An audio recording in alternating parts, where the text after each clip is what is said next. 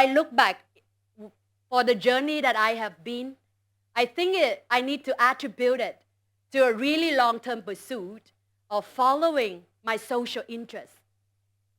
Since I was a teenager to a student, to a working professional, and nowadays as the person I have become, I continuously use my time and energy to do something for the community. If I look back and ask myself what I have done the most in my life, then I would proudly say I done the most in my life, not actually to pursue a career, but to do good things in life for the youth and for the community as best as I can. And what have I learned in this almost more than 20 years of pursuing social activities? I learned a few things, and I'm sure some of you here might have experienced it. We want to do good because it's actually very good for us. Science has shown that when we do good, the act of kindness, the act of altruism, the act of generosity would increase your physical and mental health, would help you to have a better, healthier, and happier way of looking at life. You also improve on your self-realization. You improve on your life satisfaction. And altogether, when we do good and when we observe other people doing good, we feel very inclined to repeat that act of kindness, of generosity, of altruism. So doing good is almost like hardwired in us, in our human being. And for me, when I started doing good, I learned a few things in that process. It's not always as good as I think it is. And I'd like to share you two stories of what I have learned. So the first story started when I was in my 21 years old in the Green Summer campaign, one of the very popular campaigns that students attended in the summer. I remember we went to Gia Lai, a province in the center of Vietnam. So when the students came to the province, what we experienced were like an outburst of joy and happiness. The children come to us to sing with us, to learn from us. The local people give us space so that we can live, created opportunities, so there were cultural exchanges. There were so many things that we were doing, and we thought we were helping the local people. But you know what happened in the end? There was a sense of emptiness within me, because I realized that in the process of us bringing what we call the light of civilization, we were very ignorant of the culture, the cultural context of the land, of the people that we come and work with. We were very ill-equipped with the knowledge that we think we're bringing to them. We were even not aware of what they really need. So after we left the space, children still didn't go to school. People still speak their own languages. They still practice their ritual as before. Nothing changed. But what we brought there was a lot of what we call imprints. We brought stuff that we left on the land. We use up their resources because they feed us. They use their space for us, and they make time for us of all the summer. So later when I recall, this to me would be considered a personal experience of taking actions without impact. And I think I learned it a very personal way, and it's still in the back of my head. But as I continue, still being very active, very social, 15 years later, it takes that long, with many incidences. 2017 was the first time I visited the peaceful bamboo family in Huế. We call in Vietnamese Tỉnh Trúc Gia. And this is the community of mental disabled children. We created this community so that the teachers and the children would live together. They actually live together for the weekdays and some in the weekends. And when I come to this community, you would see here, most of the children who live in this community, they suffer from some form of, mentally disorder. It can be Down syndrome, it can be hyperactive, it can be disruptive behaviors. So in other words, it's very hard for them to control themselves, either for their movement or for their way of expression. A lot of them cannot speak. In this you see a circle, and this is the morning circle. The morning circle is when all the teachers and the children, they come together, they hold hands, and then they share what is going to happen today. Everyone would know what the other is doing. Everyone would be informed of what is going to happen today and what they could, expect to happen at the end of the day or at the end of the week. So it is very inclusive. Whatever they do together. And my experience, even before I think I can help any of these children or this community, I was overwhelmed by how I myself was helped, even only by, just visiting them. I remember very clearly one moment when I first arrived, I joined the lunch. And in this community, the practice is silent eating. And it's not only silent eating. You sit at a table, you had to wait for everybody to complete the food in the plate. And when everybody completes the act of putting food in the plates, then we eat. And we eat in silence.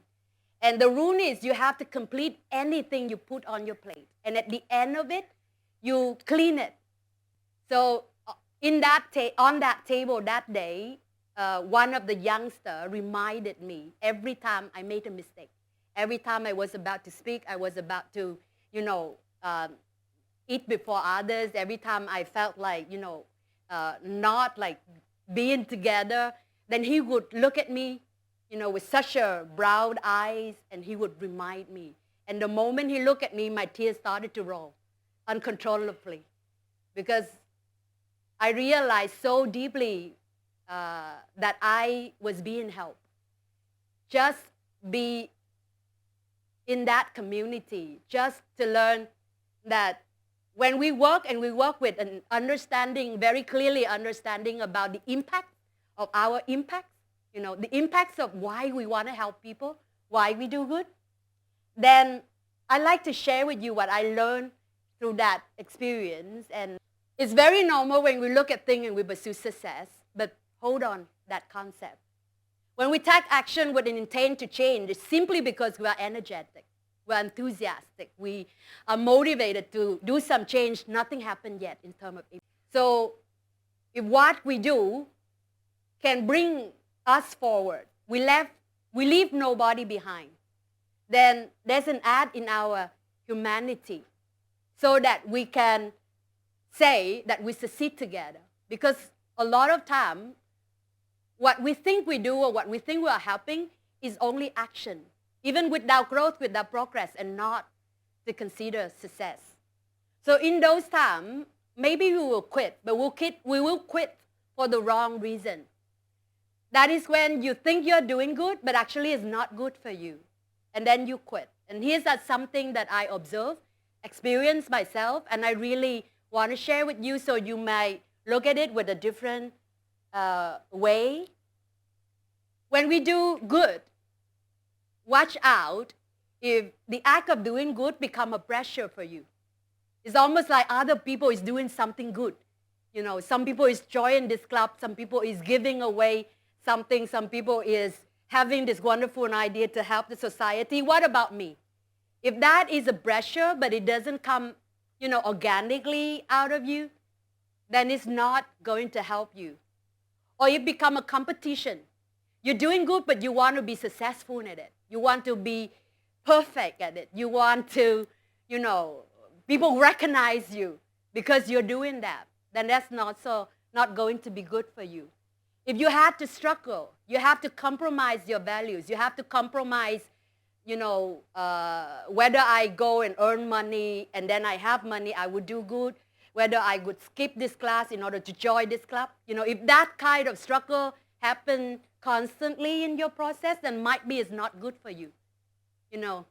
And finally, if we have this empathy for others who are suffering, we want to help them, but then you take it personally. It becomes you as a victim. It's become you as the one who's suffering, and then all of these things would happen in this process where we become critical, negative, we become antisocial, we hate the people who don't do good, who don't follow the good things that we stand for. You burnt yourself out. You're so out of balance. And you become pessimistic about the future.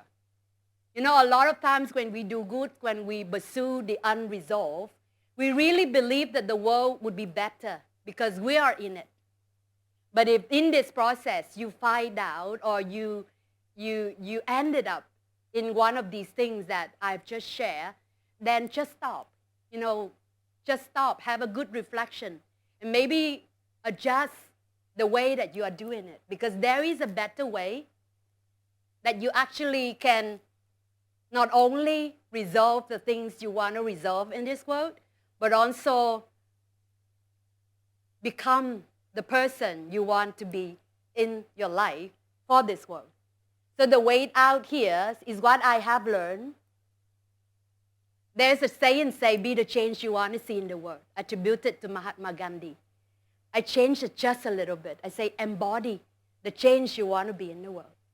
There's a difference between be somebody and embody something. So to be somebody is almost like you put a target, right? There's an aspiration. I want to be that person. I want to become that person. But embody something is to acknowledge that there is a process that you need to practice.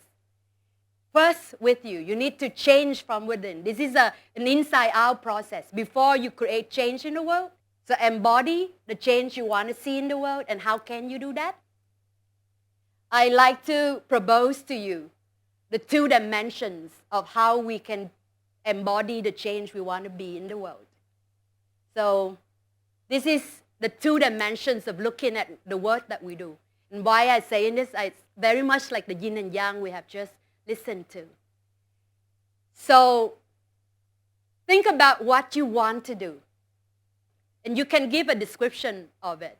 You can give it a vision, a mission. You can describe it to anybody. I want to tackle X for Z, things like that. You can really describe it because you have works for it. That I call the outer side or the outer work, outer dimension of the work that you want to do. There's also an inner side. And for me, that's actually is the work.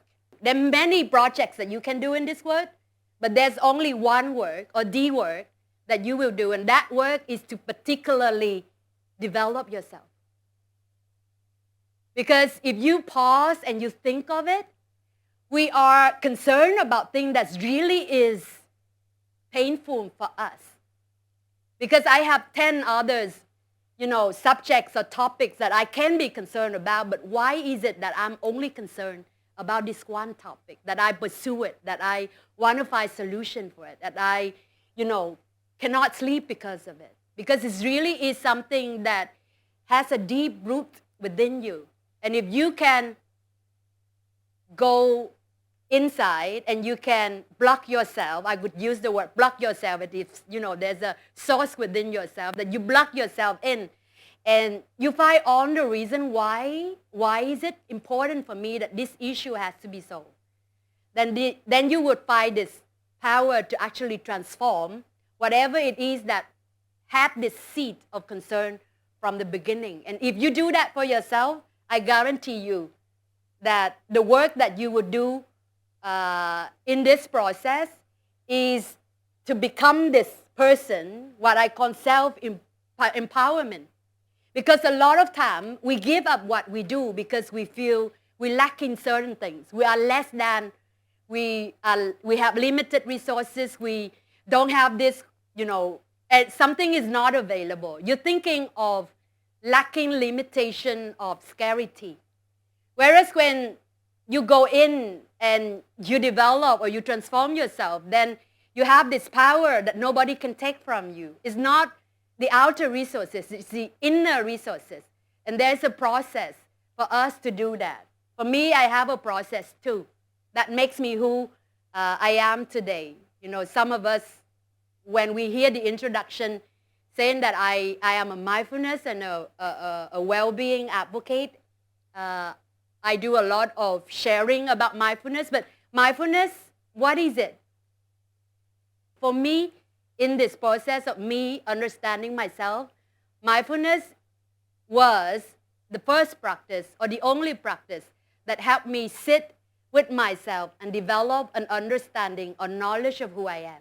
And because I know who I am, I know what I'm good at, I know what pains I have been through, I know what kind of world I want to live in, I know what areas of world I have an influence, I know what people I can reach out and ask them to be in this process with me. So this whole mindfulness is the first approach that helped me be in this long process.